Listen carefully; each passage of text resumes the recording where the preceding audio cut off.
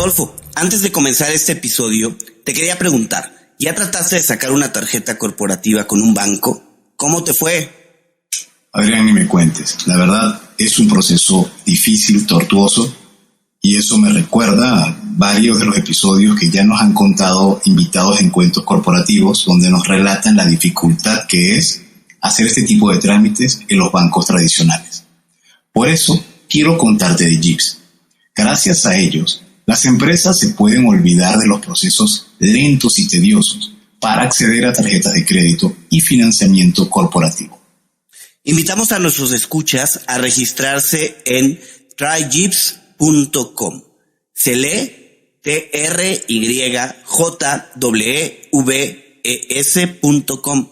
e ingresan nuestro código de referido, cuentos. O pueden ir directo a las notas de este episodio y hacer clic en la liga de registro. Y haciendo eso, en cuestión de días tendrán tarjetas de crédito, físicas y virtuales, ilimitadas para todo su equipo. Por si fuera poco, tendrán acceso a una plataforma de gestión de gastos que hará despegar su negocio, así como también opción a capital de trabajo y créditos de crecimiento. Si quieres crecer rápido, necesitas un socio que vaya realmente a tu velocidad. Los fundadores de las startups de mayor crecimiento como Justo, Kavak y La House lo saben y por eso usan Gibbs. Si quieres adentrarte al mundo de las criptomonedas, no puedes perderte este episodio que tuvimos oportunidad de grabar con el CEO de Buda.com Colombia. ¿Qué te pareció, Adolfo? Alejandro Beltrán, mejor conocido como Alejo, es un tipazo. Además, es una cátedra de cripto, Web 3.0, cómo se está desarrollando y cuál es el futuro de las criptomonedas y el blockchain. Si tú estás interesado en este tipo de tecnología y quieres conocer más, no te puedes perder este episodio. Hola, has venido a escuchar nuestras historias, ¿verdad? Entonces, bienvenido a Cuentos Corporativos, el podcast donde Adolfo Álvarez y Adrián Palomares hacen de juglares y nos traen relatos acerca del mundo de las empresas y de sus protagonistas. Prepárate a escuchar interesantes historias acerca del management, startups, compañías exitosas y fracasos empresariales. Pon a tono tus oídos y disfruta de este nuevo capítulo de Cuentos Corporativos. Y como todo cuento, este también empieza con un había una vez. Que lo disfrutes. Adolfo, seguramente has seguido todas las notas de criptomonedas. Hace unos días, la presidenta del Banco Central Europeo, Christine Lagarde, dijo que en su opinión, las criptomonedas no valen nada. ¿Qué opinas? ¿Será que todos los que hemos invertido en algún momento en criptomonedas hemos sido engañados? Yo creo que las criptomonedas tienen desde su inicio muchísima controversia. Todo lo que tiene que ver con dinero y con bienes tiene controversia, por supuesto, pero es claro que la tecnología además tiene grandes beneficios, como el hecho de no depender de los bancos. Pero como todo en la vida, parece que un poco de regulación y control o podría dar certeza o al contrario, también podría confundir a mucha gente que ha sentido que la criptomoneda o las criptomonedas tienen la oportunidad de desenvolverse de manera autónoma. ¿Qué opinas? Híjole, es claro que una tecnología como el blockchain es y será tendencia, llegó para quedarse, ¿no? Y por más declaraciones que haya, no va a desaparecer tan fácil.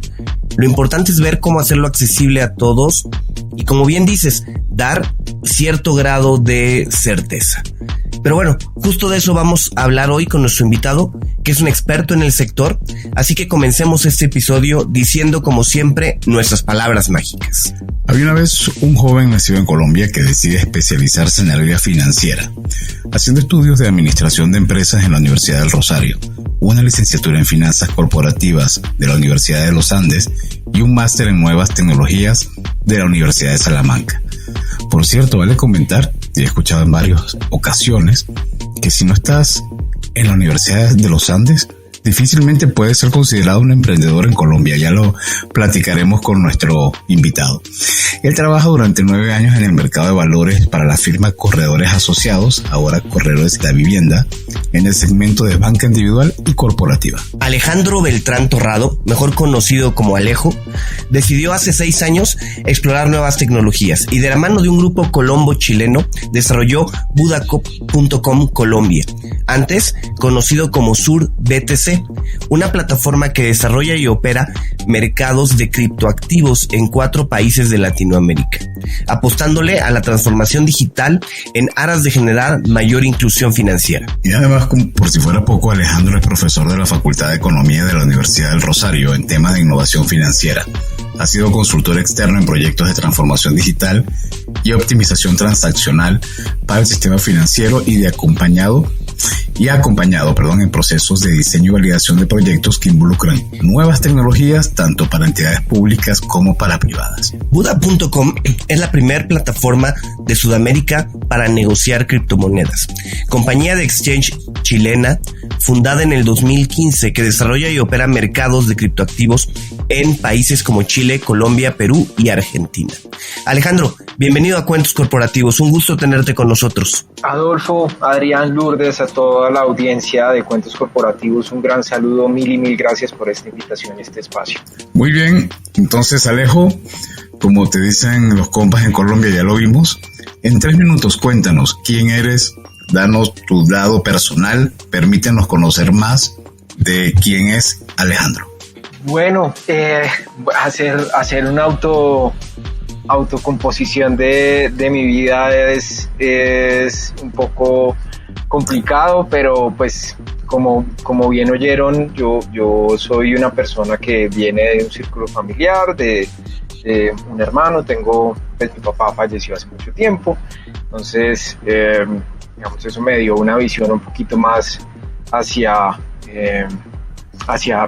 digamos, como proyectarme profesionalmente en mercados donde en los años 90 hacia comienzos del 2000 había muy poco campo de acción, por ende la elección fue mucho más alrededor de oportunidades profesionales y económicas que me permitieran abrir mi espectro. Sin embargo, me gustaron mucho las matemáticas desde hace mucho tiempo y vi en el campo financiero una gran oportunidad de materializarlo económicamente. Ahorita pues tengo una hija, tengo 5 animales, 3 gatos, 2 perros, vivo con mi esposa actualmente y pues vivo en Bogotá con muchas ansias de ir al campo. Experimenté el campo en el 2020, fui a un pueblo cercano a Bogotá y realmente fui muy feliz. Y un poco de este proceso de formación financiera estuvo muy anclado a todas esas tesis económica estática de control estatal, ¿no? Entonces, cuando llegas al mercado de capitales y al mercado de valores, siempre te dicen una teoría en donde el banco central es el único que puede emitir el dinero, las instituciones vigiladas son las que gobiernan el dinero y así crecí, así me formé profesionalmente durante casi 10 años. Y cuando llego a salirme un poco de mi zona de confort y un poco en esta tesis que menciona Adolfo, que la Universidad de los Andes fomenta mucho más el emprendimiento y digamos dentro del Rosario, que la Universidad del Rosario, que fue mi alma mater en el pregrado, pues también fomentaba, o por lo menos comenzó un área de fomento en administración de empresas alrededor del emprendimiento. Y siempre me dio mucha curiosidad, pero vengo de una familia, si bien de corriente liberal, con algunos vicios un poco conservadores frente al empleo, ¿cierto? Entonces, de ahí, pues obviamente tuve muchos temores alrededor de emprender, pero me tomé la decisión y dije, ¿qué carajos vamos a comenzar a ver ideas? Y con un amigo mío, que hoy en día es mi socio y también cofundador de Buda.com en Colombia, comenzamos a hacer acompañamientos, implementaciones legales y corporativas para sociedades extranjeras en Colombia y comenzamos a explorar las nuevas tecnologías. Y comenzamos con los temas de financiación colaborativa, todo lo que se conoce como el crowdfunding. validándolo desde el punto de vista regulatorio, viendo como todas estas oportunidades de conectar a deficitarios y excedentarios de liquidez de forma casi que liberal y no una característica intervencionista. Pero por casualidades de la vida llegaron unos locos chilenos a hablarme sobre Bitcoin. Casi a ver, Alejandro, ahí me gustaría hacer una pequeña pausa. A ver, ¿cómo fue tu primer contacto con las criptomonedas? ¿Cómo te enteraste de este mundo que a veces parece tan irreal, tan virtual para muchos? ¿Fue con estos chilenos o fue antes de? Fue un poco antes, sin embargo, como les digo, yo vengo del sistema financiero y para mí era casi algo desconocido pensar que había una forma de dinero digital sin la necesidad de un sistema central o de un ser humano que controlara la oferta monetaria. Entonces llegué ahí, dije, no, este tema como que no, me suena pirámide, me suena Ponzi, me suena una estafa, no estoy muy asociado. Cuando llegan estos chilenos, me dicen, queremos montar la idea que construimos en Chile, de SurBTC, para implementarla en Colombia. Eso fue meses después de lanzarse SurBTC en Chile, o sea, estamos hablando de un par de meses. Cuando llegó a eso, yo ya como que me generó curiosidad y comenzaron a hablarme un poco más de Bitcoin, me intrigué mucho, leí el paper como 7 veces y no lo entendí. No lo entendía. Yo decía, pucha, mi formación está o sea, casi que me actualicé en Windows 98 para llegar en 2015, no tenía mucha formación tecnológica. Yo dije, no, tengo que darle sentido desde el punto de vista financiero y económico, o sea, ¿cómo es que existe esta forma de dinero? Y me topé con un artículo de un economista de la Escuela Austriaca de Economía, un economista estadounidense llamado Jeffrey Tucker, que tiene un artículo que se llama ¿Qué es lo que le da el valor al Bitcoin? Y lo aterriza sobre la teoría del dinero y el crédito de Carl Mengen y Don Mises, que en ese sentido ya como que comienza a responder un poco a esta teoría del dinero, en donde el dinero realmente tiene un efecto antropológico, sociológico y solo y únicamente responde al deseo de los individuos. Y a partir de eso me comienzo hacer toda una lectura de la historia del dinero. Me comienzo a comprar libros sobre historia del dinero. Hay una noción mental casi que demencial de psicólogo en ese sentido, decir, pucha, esto existe. El libro de la historia del capitalismo de Jürgen, que es muy, muy interesante. Y ahí es donde comienza, o sea, tengo una epifanía, una explosión, forma de dinero digital, este intento de transferir o transcribir un dato en una transacción es algo que es posible. Y obviamente también comencé a estudiar sobre la historia de Internet, ¿no? Y cómo esto ha impactado la interacción social, económica, social, cultural, de toda índole. Casi que podemos decir que Internet es una nación de más de 5.000 millones de personas conectadas. Entonces, ahí fue donde dije, esto es el futuro, aquí es donde va a generar trascendencia, y no solo desde el punto de vista de inversión, porque muchas personas reducen Bitcoin a un efecto de inversión sin ni siquiera conocer las bondades y tecnologías y transformación de ese activo, sino desde el punto de vista de las libertades, de los principios filosóficos de la humanidad que pocos hoy en día han tratado de indagar. Y quienes estamos aquí en el mundo de Bitcoin, y principalmente en el mundo de las tecnologías e innovación financiera, es quienes más nos cuestionamos el rol del dinero en la sociedad, o al menos quienes comenzamos a estudiar mucho más ese rol del dinero en la sociedad. Y esa es gran parte de nuestro proceso como Buda, tratar de educar a las personas alrededor del dinero, de la tecnología, de forma responsable y sencilla. Como decía George Constanza, ¿no? No es una mentira si tú crees en ella o si tú crees en él. Entonces, ahí está, creo que buena parte de cómo ver el Bitcoin, cómo ver la cripto, y a raíz de todo lo último que ha surgido, ni hablar de los NFTs, ni hablar de todo lo que está asociado a un mundo que no está controlado por una parte, aunque no sé qué opinas, Alejo, en cierta forma también está el control popular, o vamos a decirlo, del mercado, popular, ¿no? Del mercado.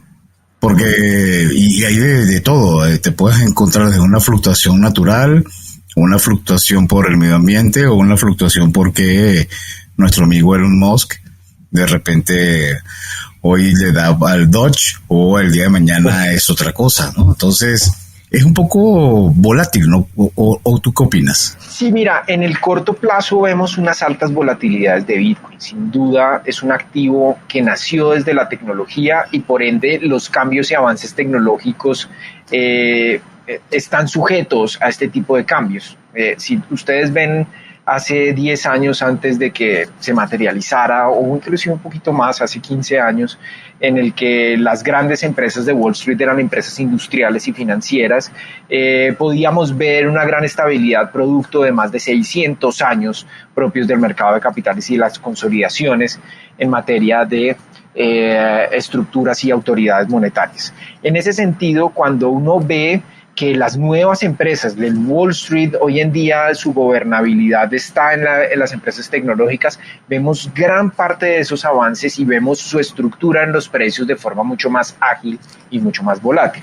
Por ende, Bitcoin, al ser un activo tecnológico, sus cualidades están propiamente en esos cambios y en esa adopción. Al ser un activo en maduración, efectivamente que nace desde cero y hoy en día se materializa casi a lo que hoy podría haber niveles cercanos a los $30,000, vemos que la volatilidad de Bitcoin en el corto plazo está sujeta a este tipo de drivers, como dicen, o situaciones en las que la influencia política, la influencia de una persona, de un comentario puede comenzar a afectar su precio para arriba o para abajo.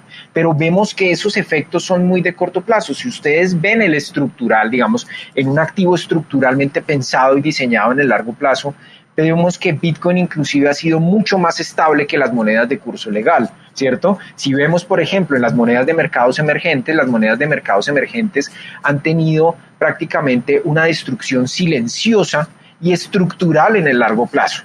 ¿Por qué? Porque anteriormente, por lo menos en mi país, en Colombia, cuando tú comprabas con $1 a 1.800 pesos hoy en día, un producto en donde hay una economía casi netamente importadora, ¿cierto? Hoy en día, con $1 a 4.000, casi que pierdes la mitad del poder adquisitivo. Lo que no ocurre con Bitcoin en un estructural de largo plazo. Si bien, como pasa en las acciones también, donde las tensiones geopolíticas, donde los efectos inflacionarios e inclusive los pronunciamientos de diferentes políticos frente a posturas comerciales, militares, entre otros, impactan el mercado de capitales, lo mismo ocurre con las criptomonedas. Pero, a diferencia de esta tecnología está diseñada para conservar las tres funciones del dinero, que son un acuerdo social de intercambio que cumpla con funciones de unidad de cuenta y que sobre todo, y aún cuestionado por las monedas de curso legal, preserve el valor o funcione como un depósito de valor. Por ejemplo, yo en los años 90, crecí en los años 90, me compraba una gaseosa, ¿cierto? Una soda, no sé cómo lo dicen en otras expresiones latinoamericanas, me compro una bebida y me compro un postre, ¿cierto? Con 100 pesos y hoy en día con 100 pesos no me puedo comprar ni un chicle ni una menta, ¿cierto? Entonces, esos cuestionamientos frente al valor del dinero en el tiempo, en el cual el dinero pierde valor por dos vías, por el efecto inflacionario y por el costo de oportunidad, allí es donde empieza un ciclo en el que pensamos que el diseño de Bitcoin pueda preservar esas características y sobre todo en el largo plazo, que a muy poca gente lo trata de discutir. Todo el mundo discute sobre el corto plazo. No, que Bitcoin se cayó el 50%, Bitcoin ha tenido caídas de hasta el 83%, ¿cierto? Y aún así, casi el más del 95% de los tenedores hoy en día de criptomonedas que han mantenido sus criptomonedas y que nunca sus criptomonedas no, hablo de Bitcoin principalmente. Los demás son criptomonedas, Bitcoin es un mundo aparte. Quienes han mantenido sus tenencias en Bitcoin han estado positivos. Entonces, creo que ahí no se reduce solo la discusión, que entiendo que muchas personas quieran abrirlo hacia alrededor de precio. Oye, Alejandro, a ver, para hemos entrado muy rápidamente en materia y a mí me gustaría dar un paso para atrás y recordar como que la materia de criptomonedas 1.0. Comencemos con la gente que apenas sí conoce. ¿Qué es una criptomoneda y por qué hay diferentes tipos? Tú ahorita hablabas de Bitcoin y de otras criptomonedas. ¿De qué depende que haya diferentes criptomonedas? ¿Nos puedes platicar un poco al respecto? Bueno, una criptomoneda es una unidad que replica un activo o que representa un activo dentro del mundo digital. Inicialmente, pues las criptomonedas son formas de dinero que responden a todo este auge de Internet en la descentralización de parte de los procesos que nosotros tenemos de interacción en la sociedad. Por ejemplo, en Internet, desde que se fundan las www en 1990, pero que se da vida a partir de 1983 con la creación de TCP/IP, pues Internet comienza esta primera fase del Web 1.0 o lo que conocemos como el Internet del conocimiento. Es decir, comenzamos a ver esta forma de producir y consumir información, tal es así que hoy en día si le preguntamos a un navegador de información quiénes somos y por qué existimos, tal vez haya una respuesta con respecto a eso. Entonces, hoy en día esa fase del conocimiento, primero comenzó esta fase de interacción social y de interacción alrededor del conocimiento. Luego pasa obviamente que con el nacimiento de las World Wide Web, 4 años después, comienza a darse todo este sistema o esta lógica del comercio electrónico, ¿cierto? De comercializar, distribuir y ofertar productos y servicios a través de la red de las 24/7. Y luego pasa este proceso de las IoT, la parte de Internet de las cosas. Y este Internet de las cosas es como hoy en día la interacción física que tenemos se pueda dar instrucciones y traducir lenguajes de código hacia nivel digital, ¿cierto? Tal es así que con un dispositivo inteligente podremos abrir una puerta, podemos cerrar una cortina, podemos ver qué hay en la nevera, ¿cierto? Si está vacía o si está llena. Ya tenemos todas esas tecnologías. Y a partir de eso, Internet dijo, un poco en esta metáfora o en esta fábula de Internet dijo, tenemos que tener nuestro propio dinero. Y un dinero en el que, al igual que pasó con el correo electrónico, en la transferencia de información, el dato se convierta en una forma de dinero, en una forma de transaccional, que ya existe desde hace mucho tiempo. El dinero electrónico, como lo vemos, existe desde hace mucho tiempo, pero no es dinero eficiente. ¿Por qué? Porque está controlado por los seres humanos. Y obviamente, basándonos en la naturaleza platónica del ser humano, el ser humano es proclive a la corrupción, ¿cierto? El ser humano es déspota, perezoso, pero sobre todo corruptible. Y en ese sentido es donde llegamos a un punto propio de que la invención principalmente de Bitcoin, no de solo las criptomonedas, no se basa exclusivamente en el dinero, sino se basa, o la invención de Bitcoin es sobre la confianza.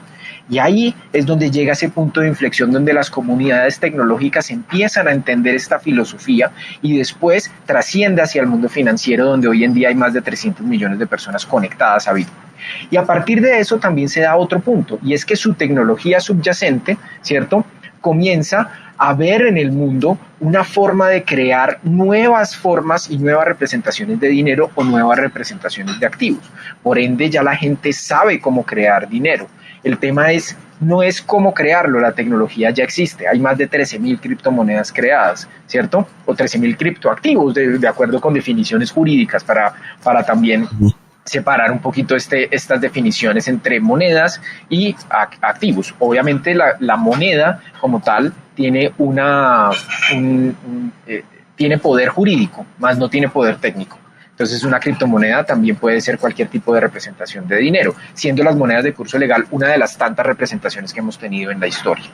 Y en ese sentido es donde se da el punto de inflexión de que las personas comenzaron a crear representaciones de dinero en comunidades cerradas, que comenzó este proceso anárquico de comenzar a generar comunidades cerradas en torno al dinero, ¿cierto? Y hay una frase de un banquero alemán en 1784 llamado Mayer Amschel, que dice: dadme el control del dinero, que no me importará quién controlará las leyes. Y a partir de eso es donde surge toda esta tesis alrededor de Bitcoin, y obviamente que la gente la quiere replicar. La gente quiere replicar la tesis de Bitcoin. Por eso se crearon intenciones como Litecoin, como Dogecoin, que al final terminaba siendo un juego, ¿cierto? Pero tiene el mismo lenguaje, la misma estructura casi, o una estructura muy parecida de código a la que tiene Bitcoin, con unas cualidades, unos componentes técnicos diferentes. Pero esa es la discusión. La gente ya puede crear dinero y sabe que se puede crear dinero. La discusión hoy en día es qué valor representa. El precio no es lo único. Ojo que es muy diferente el precio al valor de ese dinero. Y quiero consultarte, aprovechando que estamos en este espacio ya de mucho aprendizaje. Hablaste del Internet 1.0, después hablaste del Internet IoT. Hoy en día se habla del Internet 3.0, que de cierta forma también está vinculado a la cripto. Alejandro, ¿tú podrías ayudarnos a comprender de qué se trata el Internet 3.0? Bueno, el Internet 3.0 un poco es la evolución a aspectos propios del ser humano que se transforman o se transfieren hacia el mundo virtual, ¿cierto? Hoy en día se dice que de alguna forma, y la web 3.0 es un concepto que se dio desde 2006 aproximadamente por una persona experta en tecnología, y ese concepto de web 3.0 comenzó a evolucionar con toda esta evolución de las redes sociales, ¿cierto? Esta interacción hoy en día que nos dan las redes sociales, pero sobre todo con la inclusión de las redes sociales y las tecnologías de la cuarta revolución industrial, entendiéndose las tecnologías de la cuarta revolución industrial, conocidas como el Big Data, blockchain, la inteligencia artificial, la realidad aumentada, el machine learning, el deep learning, es decir, toda esta inteligencia que viene a autoejecutar funciones de código en el mundo virtual. Y hoy en día se da a partir de la web 3.0, digamos, no a partir de la web 3.0, porque realmente este concepto lo conocemos desde los años 80, algo conocido como el metaverso, ¿cierto? El metaverso es la personificación del ser humano en un mundo virtual, que pues si lo aterrizamos un poquito a los años 80 con los videos de MTV, cuando sale Dire Straits en 1986 con su canción de Money for Nothing, ese tipo de personificaciones ya las vivíamos desde el tiempo. En Nintendo nos permitió, a partir de Mario Bros y de otros videojuegos, comenzar a interactuar. Doom, un juego tan violento en esa época de los años 90, también era la personificación de una persona tratando de matar zombies y matar otro tipo de cosas. Entonces el metaverso se conoce desde ese momento, pero se comienza a aterrizar desde todo lo que hoy en día interactuamos en el mundo digital, y cada día es más el tiempo que le dedicamos al metaverso. ¿Por qué? Porque hoy en día dedicamos más de 18 horas a nuestros teléfonos inteligentes y al internet que a nuestra vida física, ¿cierto? Entonces, es lo que se conoce, y hay una fundación que lucha para eso, que se llama los Smartphone Zombies, ¿cierto? En ese sentido, la web 3.0 trae algo muy, muy beneficioso, y es la posibilidad de personificar, y que inclusive trae muchas bondades y que hoy en día se están tratando en la medicina, como por ejemplo, curar personas o tener cirugías a partir del metaverso, que eso es algo exploratoriamente importante, pero todavía estamos en una etapa muy experimental, y que la web 3.0, a partir de la materialización de Bitcoin, que no se da en la web 3.0, se va a dar en una web 2.0 mejorada, comienza a tener sentido desde el punto de vista de interacción económica y financiera en un mundo 100% digital, que para algunos, por lo menos para comunidades que yo soy la muy primera generación del millennials, estoy como en ese cruce de la generación X y la generación millennial.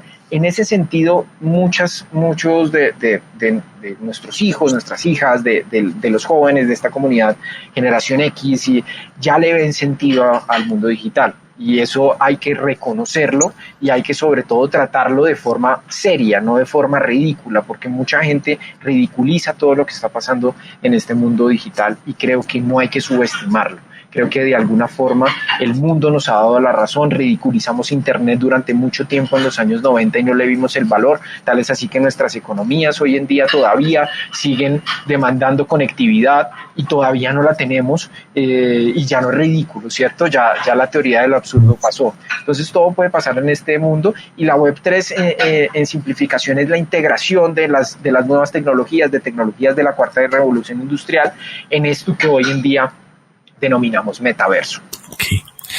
Oye, Alejandro, entremos un poco en materia en relación a Buda.com. ¿Cómo surge? Bueno, Buda.com es una empresa de origen chileno. Surge en el año 2014 como una idea de comenzar a ver a Bitcoin como un próximo catalizador de la industria financiera.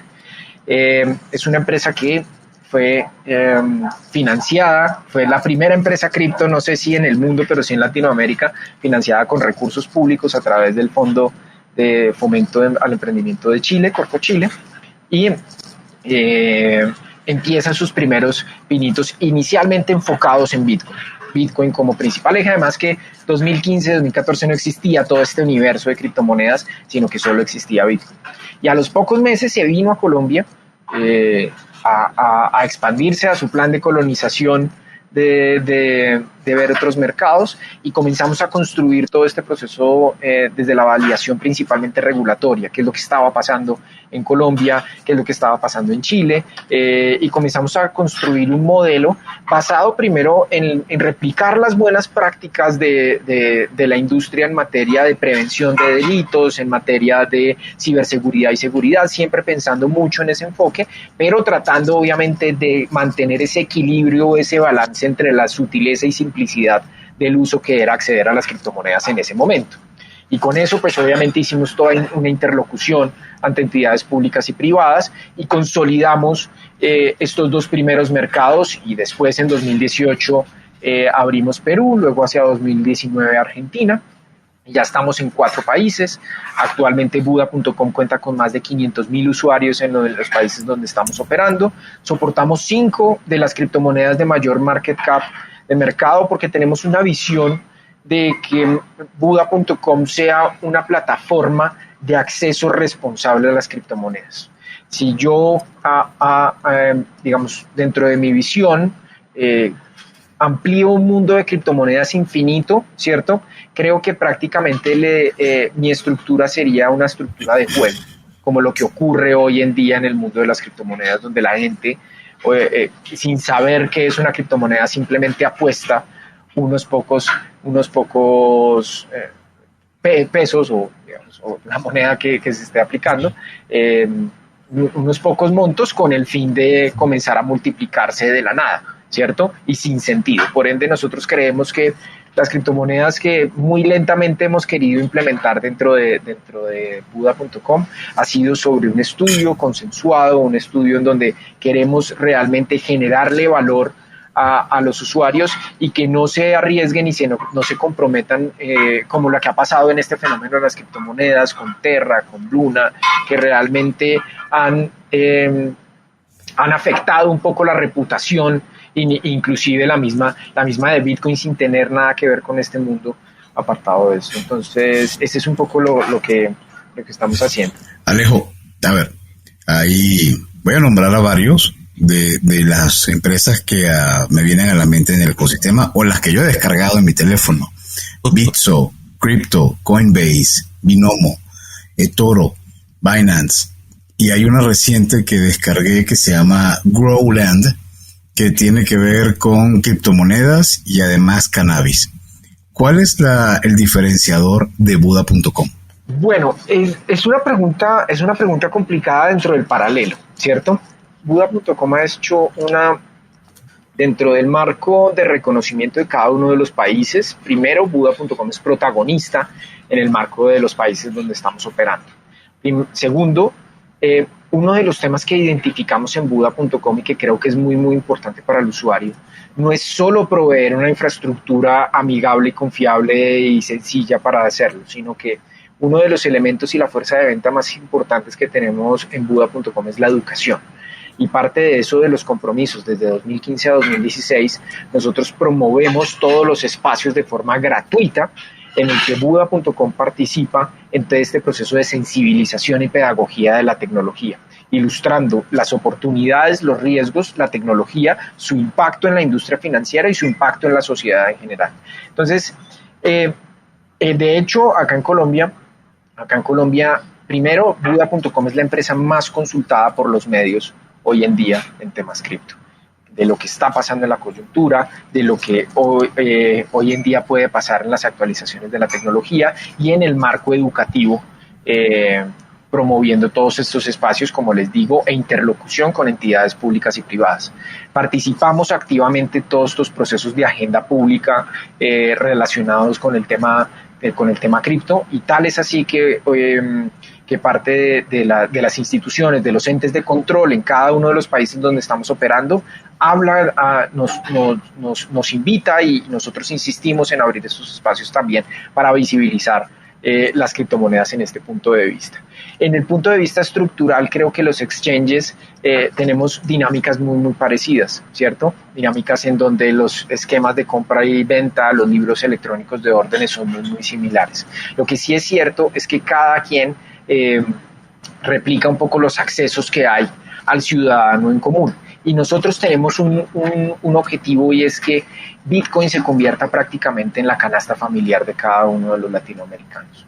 En ese sentido, creo que parte de nuestra visión es ver cómo hacemos para que los sectores tradicionales, sectores que aparentemente están ajenos a las criptomonedas, comiencen a integrarse a este mundo de forma responsable. Primero, a partir del ala educativa, y segundo, a partir del ala de oportunidad, a partir del ala de enfoque de negocio, de casos de uso, de cómo se podría ver la naturaleza jurídica, no solo la naturaleza jurídica, sino la naturaleza del negocio de Bitcoin, como sistema de lealtad, como dinero general, como un pago, como cualquier naturaleza que le quieran dar más allá de su estructura jurídica. Entonces creo que esa es un poco la visión, y obviamente lo que queremos con Buda es mantener, como les digo y insisto, mantener ese balance adecuado entre la seguridad y la simplicidad del uso. Siempre nos preocupamos por mantener ese equilibrio sin desestimar obviamente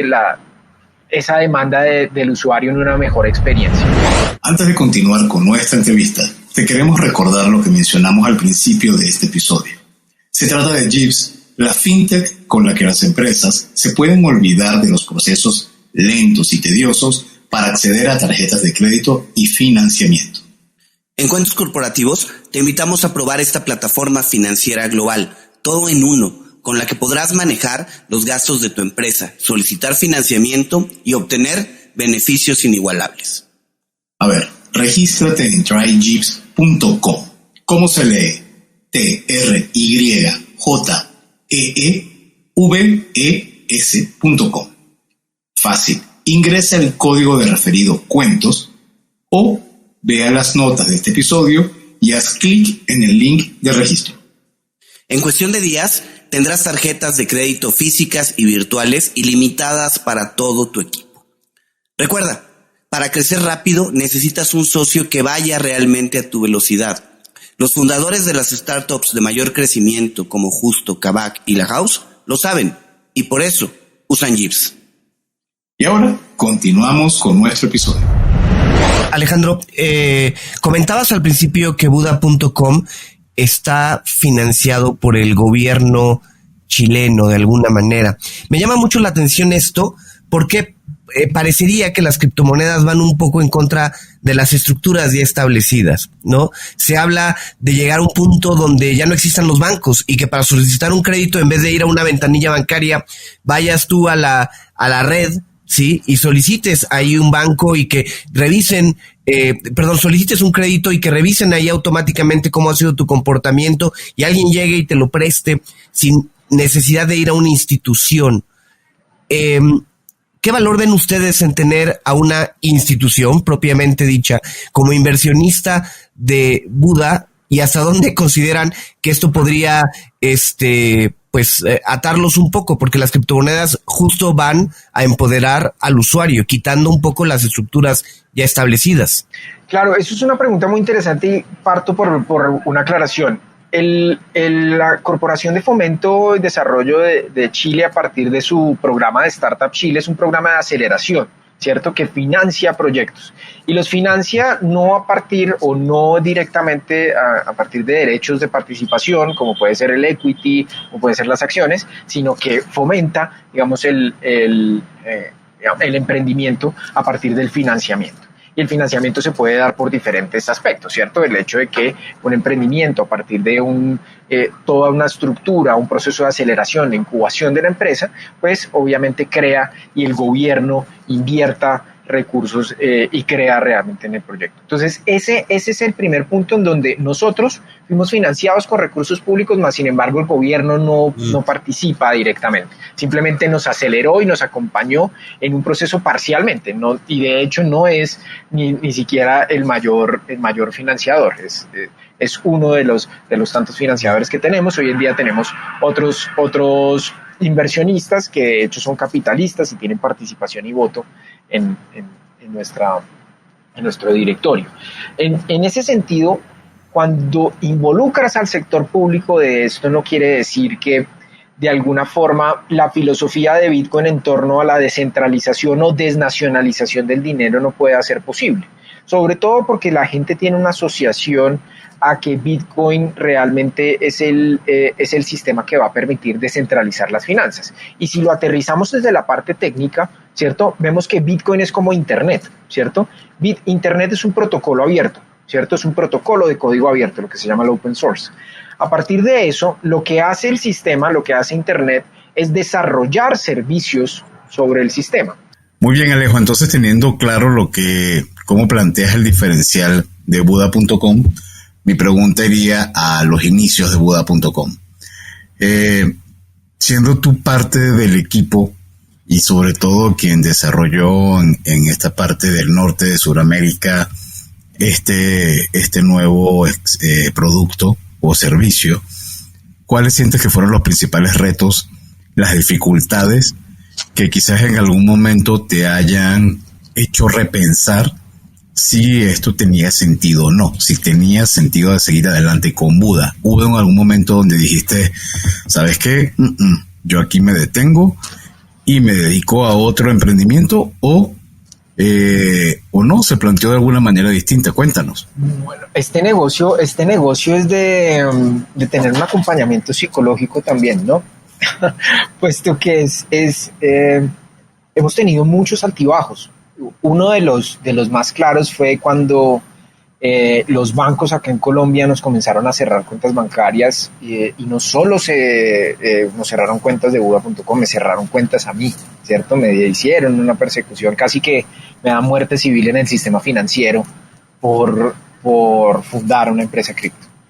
Y en ese sentido, este proceso de interlocución con instituciones privadas y públicas ha sido el punto de inflexión donde a veces me cuestioné de alguna forma, oiga, esto sí será posible cuando tienes al Estado y a las instituciones más poderosas del país en tu contra.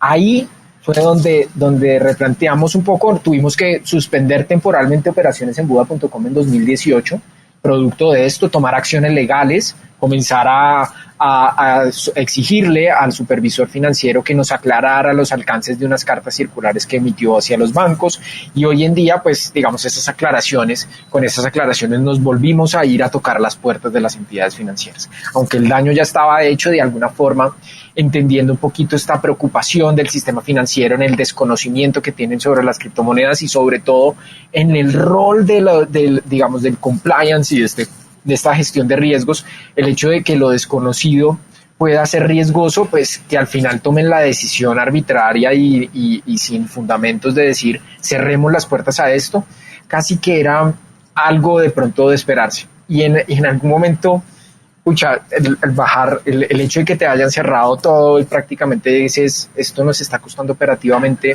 paremos la operación, te bajonea, requieres terapia cuando estás emprendiendo y cuando todo va bien, ¿no? Porque Buda en 2017 creció 135 veces más que todos, o sea, tuvimos un auge muy grande, un reconocimiento, y después tener que hacer todos estos procesos, obviamente procesos de garantizarle al usuario, porque por fortuna tuvimos la posibilidad de garantizarle todo al usuario, y no fortuna, sino la responsabilidad que tuvimos de devolverle todo a los usuarios mientras aclarábamos esta posición jurídica. Eso le dio mucha confianza a los usuarios, y tal es así que muchos usuarios nos consultaban, bueno, ¿cuándo van a volver a abrir Colombia? Después de todo un dilema emocional que tuvimos cada uno de los que pertenecemos al directorio de Buda y todo este tema, dijimos, ¿qué carajos? Volvamos a hacer la operación, vamos a tomar estas estructuras. Comenzamos obviamente a desarrollar todo un mecanismo de interlocución frente a entidades, tal es así que todavía lo tenemos mesas de trabajo con diferentes entidades y todo esto, y comenzamos a aclarar todos los alcances de la carta circular, demandamos la carta circular ante el Consejo de Estado, fue pues toda una labor legal. Aquí yo creo que quienes innovan en tecnología e innovación financiera tienen que tener un abogado muy creativo en este sentido, y ahí es donde la innovación ya trasciende más allá de la tecnología, sino se convierte en innovación legal, y con eso nos dimos otra vez a la tarea, y fue como, pucha, no me puedo dejar caer por esto, voy a tomarme un día de descanso, y al otro día vuelvo y juego. Ese fue un poco ese dilema, y es un dilema que todavía estamos en eso, ¿no? Todavía estamos en el que algunas entidades no están muy conformes o muy, digamos, muy escépticas frente a esto y muy resistentes, pero seguimos insistiendo. Creemos que, como les digo, la mejor fuerza de ventas y un poco de la transformación que hacemos en Buda.com es poder educar y poder insistir en esos espacios que trasciendan lo comercial, ¿cierto? Buda.com es un producto, y al final ese producto puede desaparecer con el tiempo, pero Bitcoin va a quedarse, ¿cierto? Y al final, si Bitcoin va a quedarse, queremos que primero queremos participar de eso, y queremos tener una visión más que de crecimiento, de perdurabilidad, de confianza.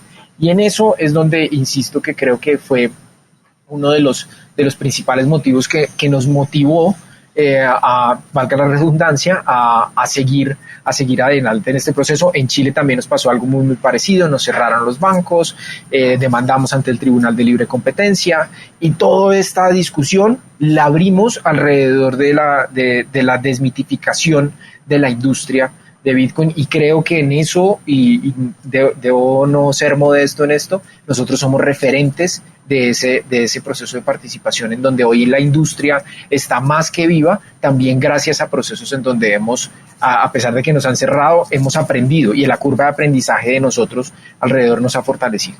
Alejandro, es la verdad muy interesante toda la historia de Buda, todo por lo que ha pasado, pero ¿cómo ves a Buda a futuro? ¿Cómo se ven a 5 años? Bueno, a 5 años, yo creo que Buda quiere que Bitcoin sea el próximo catalizador de la industria financiera.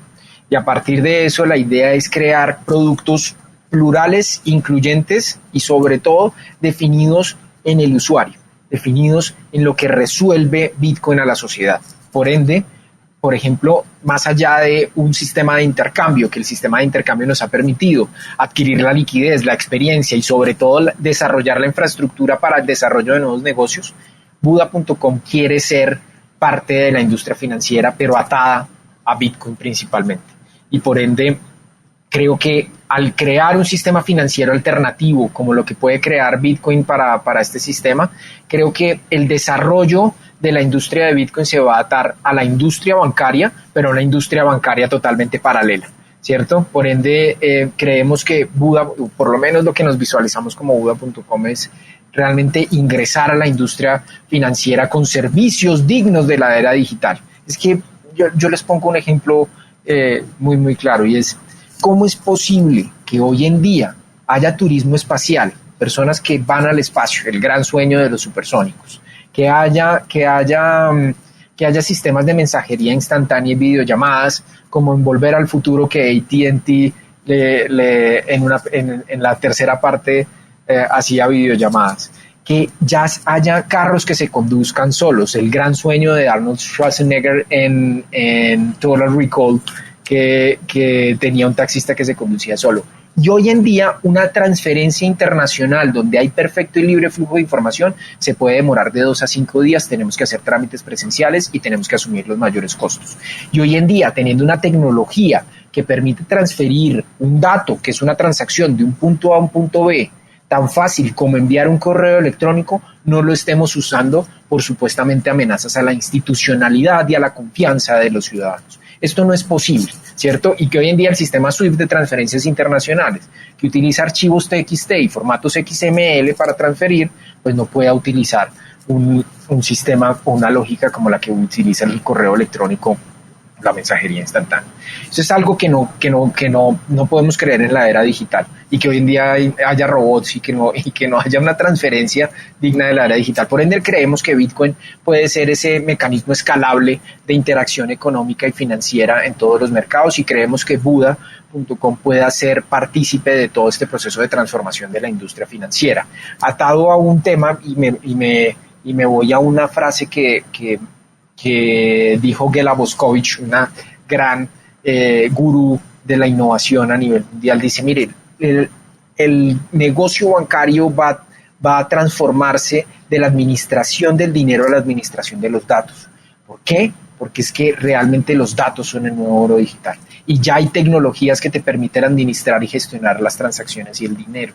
Ya no necesitas al banco realmente para que custodie y protege tu dinero, ¿cierto? Ya hay otra participación, y las empresas tech que hoy en día pueden comprar bancos perfectamente y que tienen un market cap mucho mayor a ellos, puedan cumplir esas funciones en ese sentido. Entonces creo que queremos contribuir a eso, queremos contribuir a la descentralización del sistema financiero, pero no solo a la descentralización del sistema financiero, sino a realmente proveer servicios dignos, incluyentes en una sociedad como la latinoamericana, donde hay más de 260 millones de personas que dependen del efectivo como medio de pago. Solo en Sudamérica. Imagínense en países como Centroamérica, donde el efectivo también es rey, y la industria bancaria no llega a más del 35% de la población. Eso es algo que Bitcoin podría transformar desde la industria. Y esto no es que se dé ya, es que dicen, ay, entonces ¿por qué no lo han hecho? No, porque es que hay barreras de tipo regulatorio, hay competencia alrededor de este esquema, ¿cierto? Entonces, el servicio no responde solo a la tecnología, a una labor antropológica, a una labor sociológica, a una labor política. Hay que tener voluntad política, y pocas economías hoy en día lo han hecho. Brasil, México, que lideran la industria fintech. Colombia es el tercer país, pero hay muchas barreras de tipo regulatorio. Entonces hay que comenzar a abrirlo, hay que comenzar a abrir hacia un modelo un poco más anglosajón y menos románico-germánico, como me dice un abogado en algún momento, en donde estamos acostumbrados a que todo lo regulado es bueno y lo no regulado es ilegal o malo o perverso. No, hay que ir a explorar. Entonces creo que por ahí es donde queremos, donde Buda.com se proyecta, pero sobre todo, como les digo, a la perdurabilidad, que es algo que en la industria tecnológica es poco predecible. Excelente. Bueno, entonces, muchísimo éxito, Alejo, y a ti y a tu equipo de Buda.com. Vamos a seguir atentos a la evolución, y, como dices, en los próximos años identificar qué nicho y cómo van penetrando en el mercado latinoamericano, con lo que comentabas al principio, nada más con la fluctuación de las monedas, lo irregular de lo que se presenta, ni hablar de Venezuela o Argentina. Imagínate, ya muchos se están trasladando a esquemas mucho más estables, ¿no? Ahora vamos a hacer un retorno a Alejandro Persona, y eso nos lleva a preguntarle a Alejandro Persona si le gustan los cuentos. A una persona que viene de Colombia es muy difícil que no le gusten los cuentos, pero igual tenemos la obligación de hacerte la pregunta. ¿Te gustan los cuentos, Alejandro? Sí, me gustan mucho los cuentos. Fíjense que después de viejo me comenzó a gustar mucho más la lectura, ¿no? Cuando pequeño siempre leí toda la parte de cuentos de los hermanos Grimm, que era también parte de mi vida, los cuentos de Edgar Allan Poe, los 12 cuentos peregrinos de García Márquez. pero nunca estuve muy asociado a los cuentos. Y hoy en día me apasionan mucho. De hecho, mi suegro, Juan Ángel Palacio, escribe y tiene libros y cuentos mucho sobre las vivencias de lo que hay en la Antioquia de la calle, en la Antioquia cotidiana, en la Antioquia del ciudadano, la persona pobre. Hay un libro muy muy bonito ahorita de mi suegro que acaba de lanzar, que se llama El Último Domingo, que es una historia de la Antioquia, de la Medellín cotidiana, de la Medellín de la calle, y es muy muy muy muy interesante. Y pues me gustan mucho las biografías, me fascina la historia, ¿cierto? Y hoy en día estoy leyendo un libro de un político muy muy influyente acá en Colombia, que se opuso inclusive a la banca central, que fue Miguel Samper Agudelo, recientemente Unión Editorial lo sacó. Me parece súper apasionante la historia, y sobre todo la historia política de nuestro país. Y creo que cuando ya también desde el punto de vista de la historia económica, muchas escuelas económicas hoy en día han dejado de hablar de nuestra historia, y por ende ha faltado un poquito ese punto en donde la historia se repite, y sobre todo la historia replica muchos de los aprendizajes que hoy en día tenemos en nuestra sociedad. Entonces me gusta mucho ahora esos cuentos. Okay. Oye, Alejandro, y a ver, en cuestión de libros, ya sean relacionados con la parte de negocios o a lo mejor alguna recomendación en relación a criptomonedas, ¿qué nos podrías platicar? Bueno, hay un libro, como les comenté anteriormente, La historia del capitalismo, de Jürgen, se me olvidó, el de Dioses y el de Homo sapiens. El de Jürgen Koka, Ese me pareció que tiene unas descripciones sobre la evolución del capitalismo y las diferentes representaciones del capitalismo.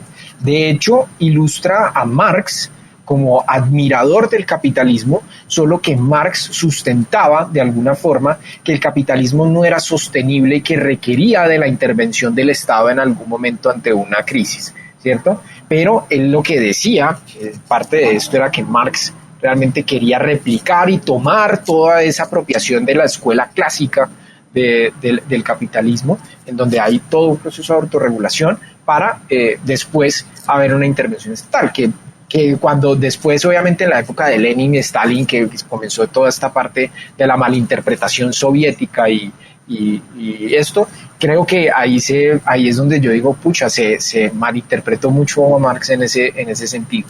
Y hay otro que me estoy leyendo que es, ¿cuál era el de la historia? También la historia, me estoy leyendo unos pequeños artículos de la teoría de la pereza y la teoría de la estupidez. La teoría de la estupidez es de Bonhoeffer, que fue un teólogo alemán que fue asesinado y secuestrado, o retenido por la Alemania nazi en 1943 y muere en 1945, y habla sobre todo este tema de las estructuras políticas, ¿no? Que en donde dice que la estupidez no es un defecto intelectual, sino un defecto moral.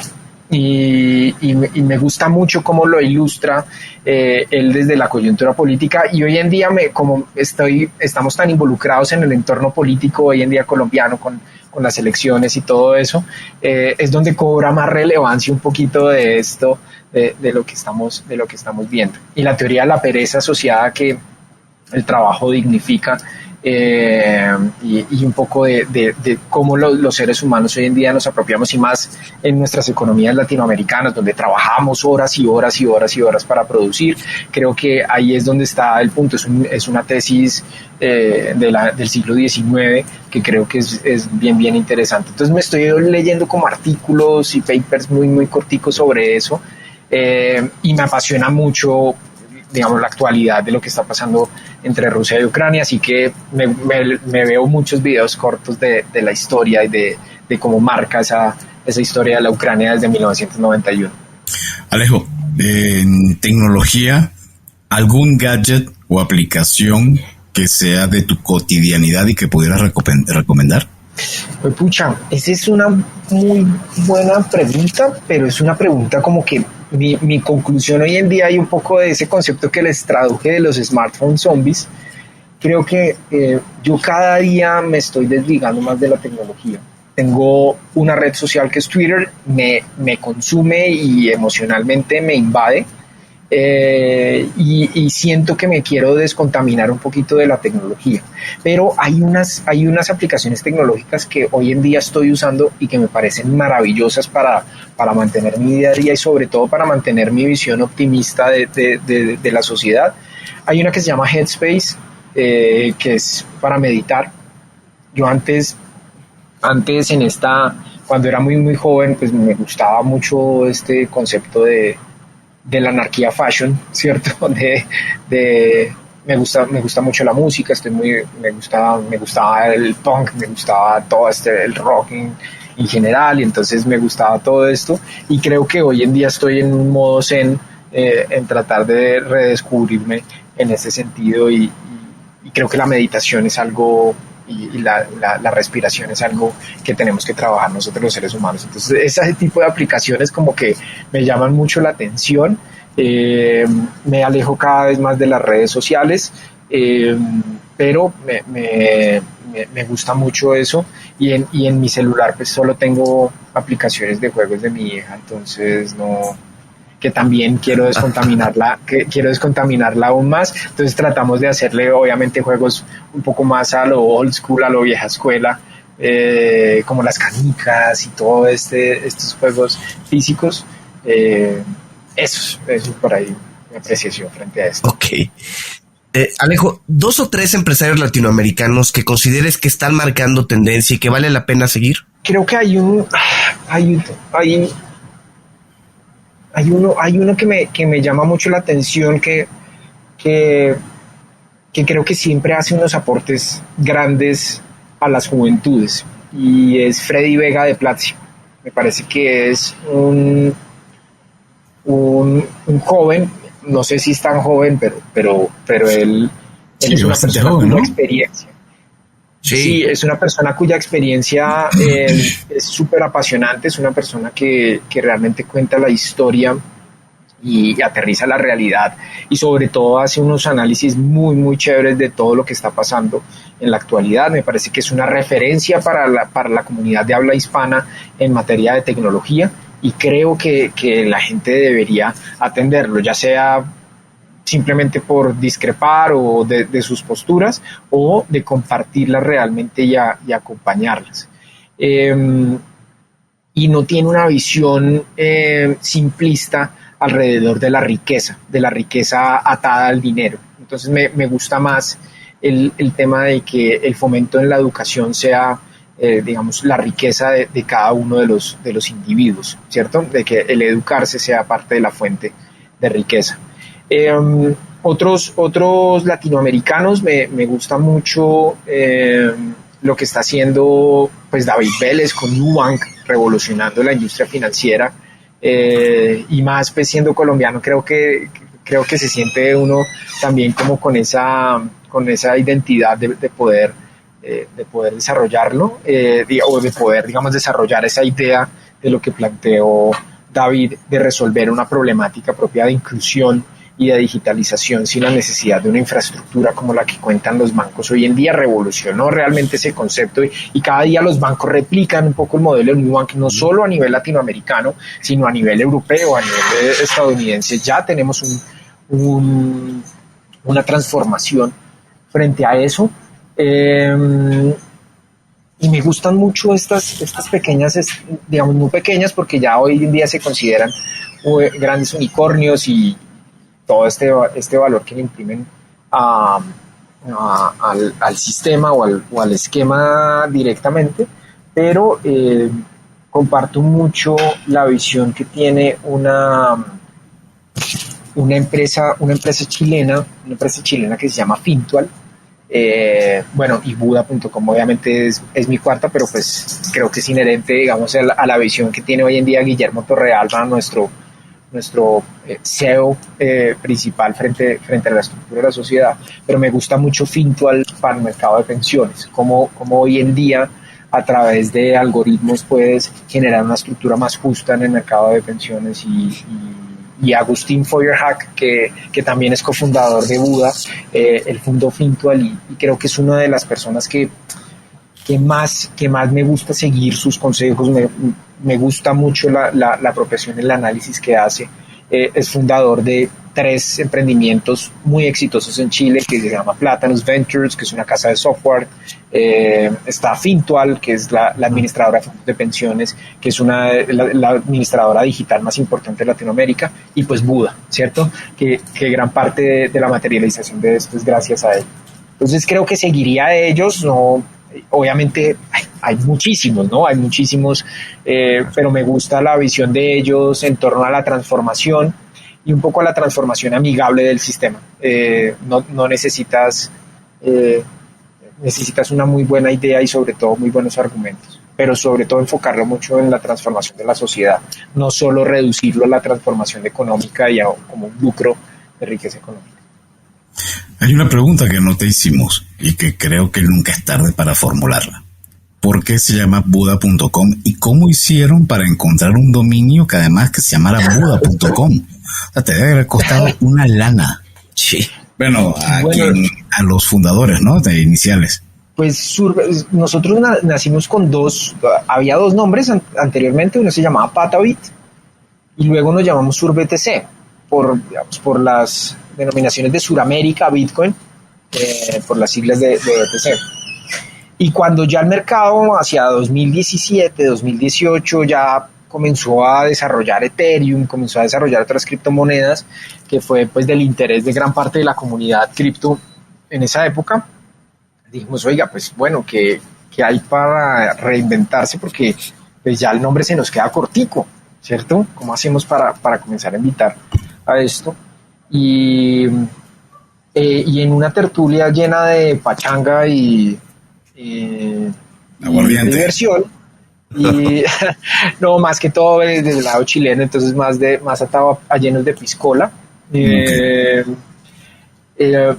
Comenzaron gran parte de los founders a ver cómo nos llamábamos y botando ideas como Buda, y pues, pucha, en algún momento no hacía mucho sentido, pero en esa creatividad producto de la diversión, pues alguien dijo Buda Blockchain Universal Digital Assets. Entonces, claro, fue como una explosión mental, pero no, digamos, como que no fue propio, digamos, sino que fue como tan revelador el tema que dijimos, no, pues Buda.com, y el Buda básico, pues obviamente fuimos a buscar el dominio y el dominio ya estaba controlado, pero pues tomamos la decisión de apostarle, exactamente, de apostarle, y así fue como surgió la idea. Obviamente no es propio de esas siglas, pero las siglas fueron algo tan divertido y tan revelador de alguna forma que nos hizo sentido el Buda.com. Okay. Y lo interesante es cómo Buda.com, no solo Buda, sino Buda.com. Buda.com. Es como nos llamamos. Sí. Y lo interesante es cómo lo llevaron a su negocio, ¿no? Blockchain Universal Digital Assets. Bastante interesante el acrónimo. Alejandro, si alguien quiere contactarte, ¿dónde puede hacerlo? Bueno, a través de las redes, principalmente en Buda.com, @Buda.com, como se oye, el punto es escrito, Buda.com. A través de mis redes en Twitter, pero la verdad es que yo posteo solo memes en Twitter, realmente no tengo información de utilidad, yo soy una persona que no me gusta postear mucho, pero si se quieren reír conmigo un rato, en Abeltran83 en Twitter, me pueden escribir a alejandro@buda.com, a mi correo electrónico. Yo generalmente respondo ahí. Por favor, siguen las redes de Buda.com, que son como las más importantes y la que realmente genera un insumo de valor, no como Alejandro individual que solo se la pasa tomando el pelo en las redes. Abeltran83. Aquí ya lo seguimos. Muy bien, Alejandro. Y ya como mensaje final de esta plática que estuvo en verdad increíble, creo que de hecho, es nuestro primer episodio dedicado al mundo del Bitcoin y a la criptomoneda. Entonces creo que va a ser un parteaguas en todo lo que tiene que ver con el mundo cripto para cuentos corporativos. Tu mensaje final para emprendedores, para personas que están siguiendo el mundo del cripto, para personas que están aprendiendo acerca del blockchain, ¿qué les dirías? Bueno, yo les diría inicialmente que el código abierto ha permitido o nos ha brindado la oportunidad de trascender en la economía global. Lo que no tuvimos durante hace muchos años, donde evidentemente los sectores productivos eran controlados por las grandes economías. Hoy en día tenemos la oportunidad de que Internet podamos desarrollar soluciones que transformen al planeta y sean escalables. Por ende, sueñen en que la tecnología y la digitalización brinda la gran oportunidad de crear ideas de forma casi que infinita, ¿cierto? Esto que creíamos absurdo de Internet en los años 90 y en los años 80, hoy en día es una necesidad y una gran realidad para nosotros. Entonces, apuéstenle a esto, apuéstenle a seguir, apuéstenle también a que van a tener muchas barreras, ¿cierto? Pero nadie dijo que la vida era fácil, por ende, ojo, es muy, muy importante que la perseverancia sea uno de los elementos muy, muy importantes. Me termino con una frase de Paul Samuelson, un economista bastante reconocido, que dice que la inversión es como esperar a que la pintura seque, ¿cierto? Hay que esperar un tiempo para que prospere. Si no, pues tome $800 y váyase a Las Vegas a apostar. Ese es un poco mi frase. Es perseverancia y constancia en lo que están haciendo. Puede ser algo súper cliché de este ecosistema, pero sin perseverancia y constancia y saber que hay altibajos en el emprendimiento, nada es posible. Entonces, ojo, no desistan. Alejandro, gracias, de verdad ha sido una plática muy interesante y como decía Adolfo, es el primer episodio ya en 120, el primer episodio de Cuentos Corporativos en criptomonedas y seguramente estaremos tocando el tema con más de nuestros invitados. Muchísimas gracias y gracias a ustedes por escucharnos. Si les gustó este episodio, no duden en suscribirse en su plataforma y calificarnos con 5 estrellas. Muchas gracias a nuestros aliados, la revista Neo, especializada en negocios, y a Radio Conexión Latam, la radio que une a Latinoamérica, medios a través de los cuales se realiza la retransmisión de episodios seleccionados de Cuentos Corporativos. En las notas de este episodio podrás encontrar sus espacios para conocer horarios y características de la transmisión. Y como siempre decimos, las empresas, sin importar su origen, razón de ser o tamaño, tienen todas algo en común. Están hechas por humanos. Y mientras más humanos tienen, más historias que contar. Y todo cuento empieza con un había una vez. Nos escuchamos en el próximo capítulo. Alejandro Beltrán, muchísimas gracias. Gracias. A ustedes, mil y mil gracias. Un abrazo, cuídense mucho y a toda la audiencia un gran abrazo. Gracias por habernos acompañado en este capítulo de Cuentos Corporativos. Ojalá que esta historia haya sido de tu agrado y sobre todo que te lleves ideas y experiencias que puedas aplicar en tu propio universo empresarial. Esperamos que nos escuches nuevamente y recuerda, todos los cuentos comienzan con un había una vez. Hasta la próxima.